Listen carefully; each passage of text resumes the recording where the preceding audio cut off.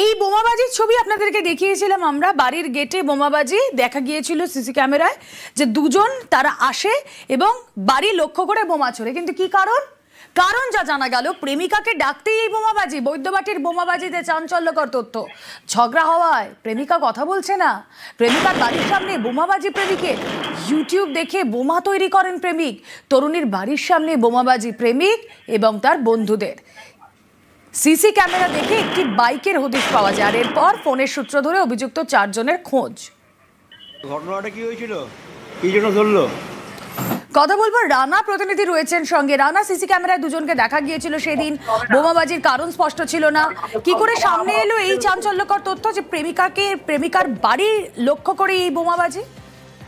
একদমই তাই। দেখো রুমেলা, যে গত 28 তারিখে যে ঘটনা, সেই ঘটনার কিন্তু পুলিশ কিন্তু সূত্র কোনোভাবেই খুঁজে পাচ্ছিল না। যার বাড়িতে বোমা মারার ঘটনা ঘটেছিল তাকেও জিজ্ঞাসাবাদ করে কিন্তু কোনো পুলিশ সূত্র পায়নি। এরপরেই এলাকার সিসিটিভি ফুটেজে একটি বাইকের নাম্বার থেকে তারা কিন্তু সন্দেহ হয়। তারপরেই তাকে মানে চাপদানিতে এই যে সাগর মালিক, যে প্রেমিক, এই প্রেমিকাকে মানে ডাকার জন্যই কিন্তু সিসিটিভি মানে যেটা দেখা যাচ্ছে সে বোমা মেরেছিল। শুধু তাই না, যে বোমা তৈরি করেছিল ইউটিউব দেখে, সেই বোমা তারা ফাটানোর পর সেই শব্দ শুনে তারা ভয়ে পালিয়ে গেল। এটাই সবচেয়ে আশ্চর্য, যে প্রেমিকাকে ডাকার জন্য প্রেমিক ও তার 3 বন্ধু মিলে এই ঘটনাটা ঘটায়। তারপর পুলিশ বাইকের ওই নম্বর প্লেটের সূত্র ধরে সাবধানী এলাকায় যখন যায়, কিন্তু সেই ঘটনার পর থেকে 4 জনই পালিয়ে গিয়েছিল তারা কল্যাণীতে। তারপর গতকাল মানে ব্যারাকপুর থেকে তাদেরকে ধরে নিয়ে আসে আজকে শ্রীরামপুর মহকুমা আদালত।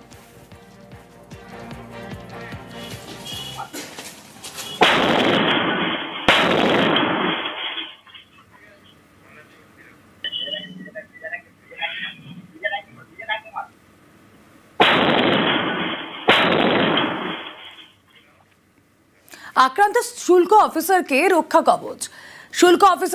কবচ হাইকোর্টের। গ্রেপ্তারের মতো কড়া পদক্ষেপ নয় অন্তর্বর্তী নির্দেশ বিচারপতি শুভ্রা ঘোষের। অর্ণব হাজরা প্রতিনিধি রয়েছেন সঙ্গে। অর্ণব, কি অন্তর্বর্তী নির্দেশ এলো হাইকোর্টের তরফে? কিছুদিন আগে সোনারপুরে স্থানীয় অটো চালকদের দৌরাত্মে বা তাদের দ্বারা আক্রান্ত হয়েছিলেন একজন শুল্ক আধিকারিক, এবং সেই ঘটনা তিনি এফআইআর রুজু করার পরও লঘু ধারায় মামলা সমস্ত গ্রেপ্তার করে তাদের বেল দিতে হয়েছে। পুলিশের নিষ্ক্রিয়তার অভিযোগে মামলা করা হয় এবং সেই মামলাতে তার আইনজীবী মহিত মুখোপাধ্যায় জানান যে এই অভিযোগ করার জন্য পাল্টা তার বিরুদ্ধে একটি এফআইআর করা হয়েছে এবং এই বিষয়টি পুরোপুরি চেপে যাওয়া হয়েছে। এরপরে বিচারপতি শুভ্রা ঘোষ বলেন, যে রিপোর্ট এখনো পর্যন্ত পুলিশ দাখিল করছে, আদালতে জানাচ্ছে, সেখানে কাউন্টার এফআইআর এর কোনো যুক্তি বা তথ্য নেই। এই অবস্থায় একটা কম্প্রিহেন্সিভ বা কমপ্লিট রিপোর্ট, সম্পূর্ণ বিশদে একটা রিপোর্ট পুলিশ দিক 7 নভেম্বরের মধ্যে। এই সময় পর্যন্ত এই শুল্ক অফিসারের বিরুদ্ধে কোন রকম গ্রেপ্তারের মতন কড়া পদক্ষেপ করতে পারবে না পুলিশ, এমনটাও নির্দেশ জারি করা হয়েছে। 7 নভেম্বরই রিপোর্ট পাওয়ার পর পরবর্তী শুনানি করবেন বিচারপতি ঘোষ। ওকে।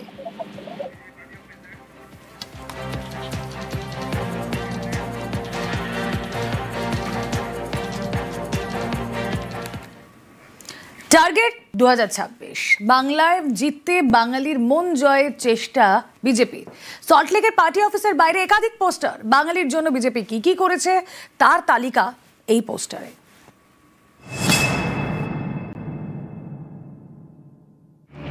জয় মা কালী, জয় মা দুর্গা। বড় বড় পোস্টার, তাতে জলজল করছে বাঙালি মনীষীদের ছবি।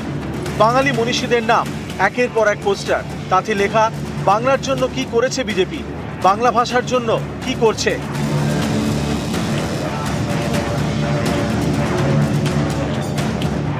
এমনই সব পোস্টার ফ্লেক্সে সেজে উঠেছে বঙ্গ বিজেপির সল্টলেকের অফিস।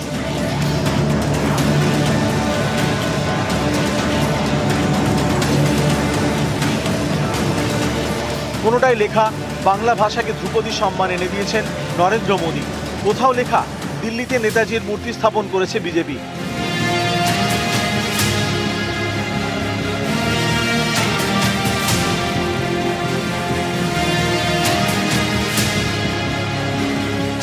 এ যেন পোস্টারে পোস্টারে বাঙালির মন জয়ের চেষ্টা, বাঙালি আবেগকে ছোঁয়ার চেষ্টা।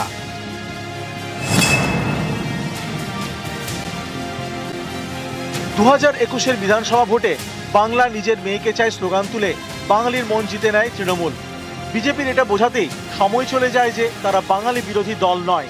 একইভাবে 2024 লোকসভা ভোটেও বহিরাগত অস্ত্রেই ভোটের ময়দানে বিজেপিকে কুপঘাত করে তৃণমূল। 26 লড়াইয়ে তাই শুরু থেকেই বাঙালির মন জিততে কোমর বেঁধে ঝাঁপিয়েছে বিজেপি। সম্প্রতি প্রধানমন্ত্রী রাজ্যে এলে তাকে দুর্গার মূর্তি উপহার দেন বঙ্গ বিজেপির নেতারা।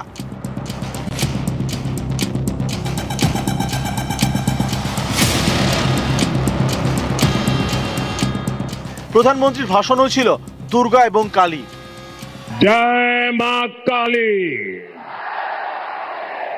जय मां दुर्गा।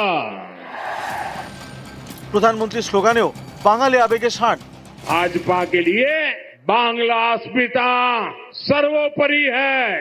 এবার বিজেপির পার্টি অফিসের বাইরেও পোস্টার ফ্লেক্সে বাঙালি আবেগকে ছোঁয়ার চেষ্টা। আমাদের পার্টিটা রাষ্ট্র পার্টি, এতে আমরা ভাষা নিয়ে রাজনীতি করবো কেন? আমরা সবাইকে এক মনে করি, যে যার ভাষা যাই হোক, আমরা সবাই একটাই পরিচয়, আমরা ভারতীয়। চেনা বামুনের পৈতে লাগে না। বিজেপিকে আজকে সার্টিফিকেট নিতে হচ্ছে কেন? তার কারণ বিজেপি বাংলা বিরোধী কাজ করেছে। ওরা হিন্দু হোক বা মুসলমান, টার্গেট ওদের বাঙালি। তাই জন্য ওদের বাঙালি অস্মিতার বিজ্ঞাপন করতে হয়, কারণ বিজেপি মাত্রই বাঙালি বিরোধী, বাংলা বিদ্বেষী। নরেন্দ্র মোদীর কৃতিত্ব, বাংলার জন্য করা একাধিক কার্যকলাপ, তারই একেবারে ক্ষুদ্র ক্ষুদ্র চিত্র তুলে ধরেই নতুন পোস্টারে সেজে উঠছে বঙ্গ বিজেপির সল্টলেক দফতর। আর সেখান থেকেই তারা আগামী দিনে 26-এর সুর বেঁধে দিতে চাইছেন এবং লড়াইয়ের পন্থাও বদলে দিতে চাইছেন কর্মী সমর্থকদের কাছে। ক্যামেরায় খোকনের সঙ্গে সুস্মিতা, নিউজ 18 বাংলা, কলকাতা। মাটির রাস্তার দিন শেষ। আলিপুরদুয়ারের গ্রামে এই প্রথম এবার পাকা রাস্তা।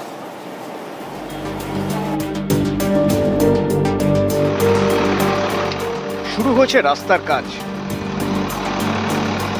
মাটির রাস্তা এবার পাকা হচ্ছে। আলিপুরদুয়ার 1 নম্বর ব্লকের শালকুমার 2 নম্বর গ্রাম পঞ্চায়েত। এখানে শালকুমার গ্রাম বাসিন্দাদের যাতায়াতের ভরসা ছিল কাঁচা রাস্তা। সেই পথে জায়গায় জায়গায় গর্ত, বর্ষাকালে দুর্ভোগ চরমে। সম্প্রতি উত্তরবঙ্গে দুর্যোগের সময় ফুঁসে ওঠে শিলাতোষা নদী, প্লাবিত হয় বিস্তীর্ণ এলাকা, ক্ষতিগ্রস্ত হয় শালকুমারের মাটির রাস্তাও। বেহাল রাস্তার সেই ছবিটাই এবার বদলাচ্ছে। পাকা রাস্তা তৈরির জন্য উদ্যোগ নেয় আলিপুরদুয়ার জেলা পরিষদ। বরাদ্দ করা হয় 4 লক্ষ টাকা। এরপরেই কাজ শুরু। ভালুকা সেতু লাগোয়া এলাকা থেকে তৈরি হবে 200 মিটার ঢালাই রাস্তা। এর জন্য নামানো হয়েছে আর্থ মুভার। এই রাস্তা হওয়ার পরে এই এলাকায় একটা ব্যাপক উন্নয়ন হবে।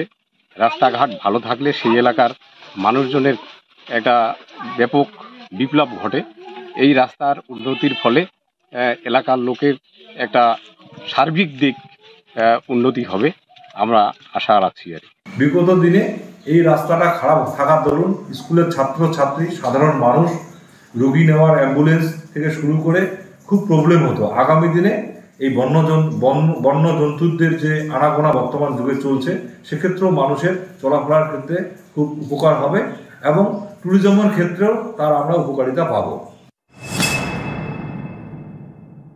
আমি বিধানসভায় মাননীয় মুখ্যমন্ত্রীর কাছে আমাদের আলিপুরদুয়ার 1 নম্বর ব্লকের 16টি রাস্তার জন্য আবেদন জানিয়েছিলাম এবং সেই রাস্তাগুলো বিশেষভাবে কলকাতা থেকে পঞ্চায়েত ও গ্রামীণ দপ্তরের মাধ্যমে তার অনুমোদন হয়েছে এবং এই কাজগুলো আলিপুরদুয়ারে জেলা পরিষদের মাধ্যমে সম্পন্ন হচ্ছে।